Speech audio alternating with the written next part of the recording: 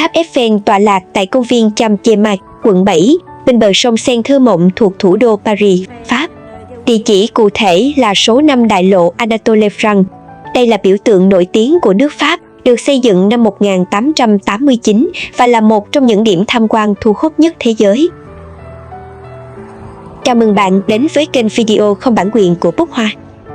Các bạn thân mến, video này do mình trực tiếp ghi lại và chia sẻ hoàn toàn miễn phí.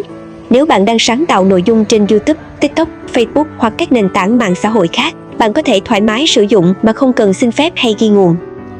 Chỉ cần bạn để lại một lượt thích và một lời chào nho nhỏ dưới phần bình luận để mình biết bạn đã ghé qua, thế là mình vui rồi. Và chỉ cần như vậy là bạn yên tâm sử dụng mà không sợ bị đánh bản quyền. Chúc bạn nhiều cảm hứng sáng tạo.